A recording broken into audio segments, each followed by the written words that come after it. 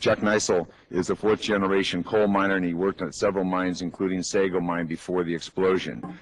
Hello, Mr. Chairman, members of the committee. My name is Chuck Knisell.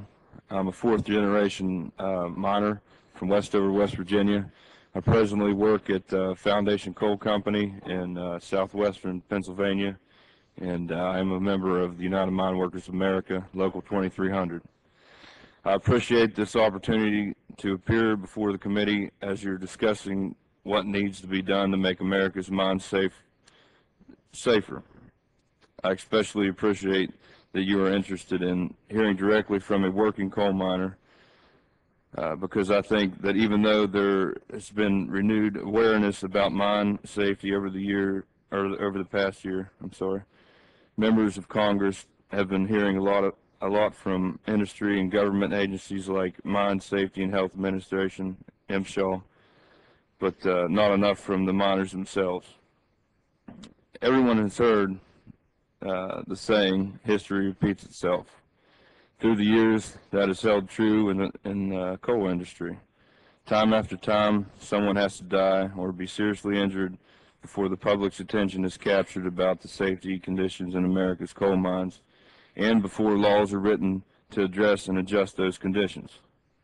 In school, we teach history to students of all ages so that we may prevent it from repeating itself, history. As we sit here today, I believe it's time we take a lesson from our blood-covered mining books and show to all that we could stop this deadly cycle in this nation's mines. Accidents can be prevented. This is a fact that all of us know that work in the mines and understand. Mother Nature, the conditions in the mine, the geology of the coal seam, and many other factors can be difficult to control at times. Every mine is different, just like a fingerprint. But just because mines are different doesn't mean that the same laws cannot apply to every mine. They can, whether you're looking at a small operation of maybe 30 men and women or a large operation of 1,000. Some people say that we've got to treat smaller operations differently than large ones due to the fact of the money they make and this and that and that and this, but the fact is the small mines get overlooked and are allowed to do whatever they need to do in order to keep operating and to make money.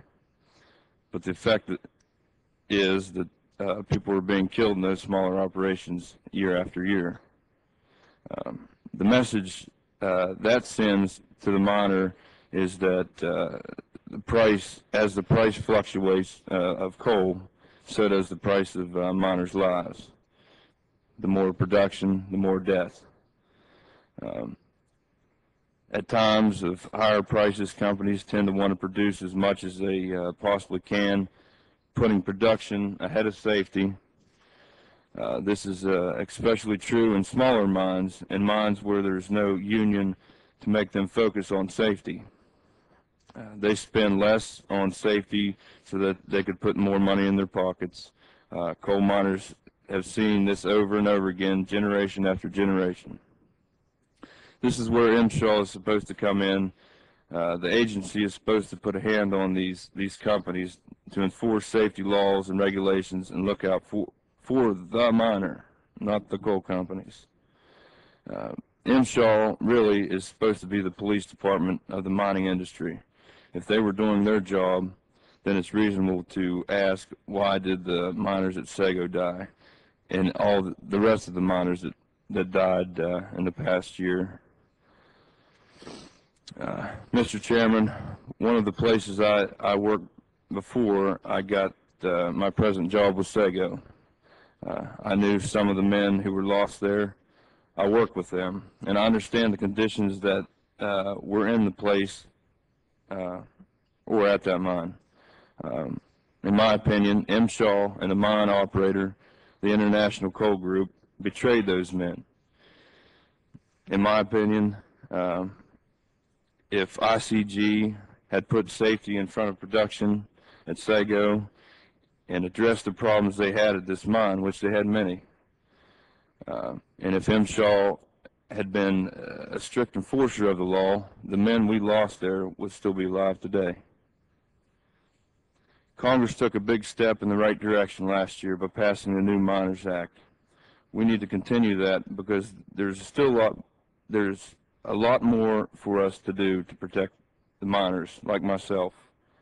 For one thing, it must be understood that as each year passes, technology advances, and the mine safety laws and regulations must advance along with it.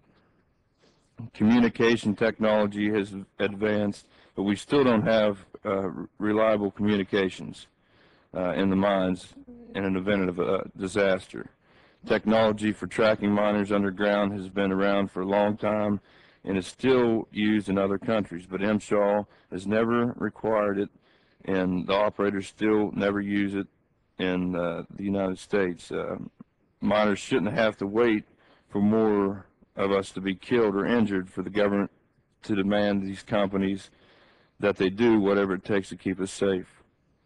Finally, I want to talk about one of the major differences in safety in our coal mines, and that's union representation. My first 3 years working in the mines were spent at non-union mines in West Virginia, including Sago. The other 3 have been at my present mine, Cumberland in Pennsylvania, which is a union mine. The difference is between night and day. At non-union mines, you have no voice on safety. It's basically do it or leave. I've heard all the talk from non-union operators about how much they care about safety, but let me tell you, as a working coal miner, that's just a lot of talk, and it really doesn't mean anything. They really don't care. The miners just don't have a voice about their working conditions in the non-union mines. I've been there, I know, I've seen it, I've worked through it,